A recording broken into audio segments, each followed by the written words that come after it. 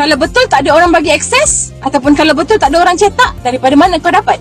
You don't have the right to post anything on the police report lodged by Cik Apple because that is not your report. Hai, Assalamualaikum. Saya baru keluar daripada Mahkamah Rayuan. Kita ada kes 39B hari ini, Rayuan. Dan saya dimaklumkan bahawa Cik Apple, laporan polisnya disebarkan. Tetapi yang paling pelik bukan disebarkan oleh pengadu sendiri iaitu Cik Apple.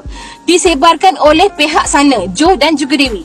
Soalan saya yang pertama, macam mana Joe dan Dewi boleh dapat laporan polis yang bukan dia pengadunya? Soalan saya yang kedua, siapa yang bagi laporan polis tersebut kepada mereka? Soalan saya yang ketiga, kenapa dalam laporan polis itu tidak ada sebarang cetakan nombor badan individu yang mencetak laporan polis itu daripada sistem?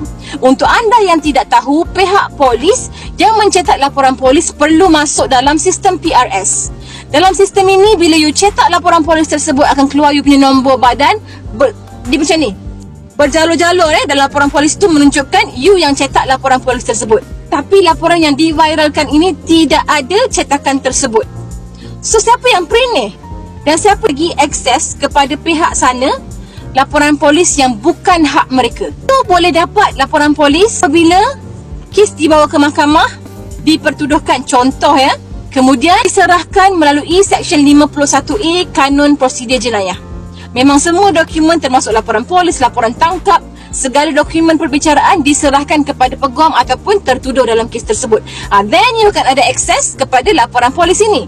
Tetapi ini kes masih siasatan ni. Cik Apple balik tengah malam, 112 statement dekat balai semalam. You dah dapat laporan tu. Siapa yang bagi? Macam yang saya tanya tadilah, macam mana mereka boleh dapat laporan polis tersebut sedangkan itu bukan laporan polis mereka? Ketelusan itu adalah penting Cik Apple perlu report kepada JIPS, perlu report kepada IPCC. IPCC adalah badan yang berkecuali. Maksudnya badan bebas yang menyiasat ketirisan ataupun salah laku polis. Kalau betul tak ada orang bagi akses, ataupun kalau betul tak ada orang cetak, daripada mana kau dapat?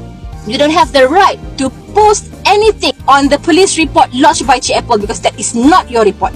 I'm not commenting on what happened semalam, pergaduhan ke, percakaran ke, biar polis siasat. I am only demanding an explanation on why the police report is given to someone who is not the complainant. Okay, untuk anda yang lain, jaga diri anda. Di channel ini, boleh juga tekan butang like dan share di media sosial yang lain. Terima kasih kerana setia di sini.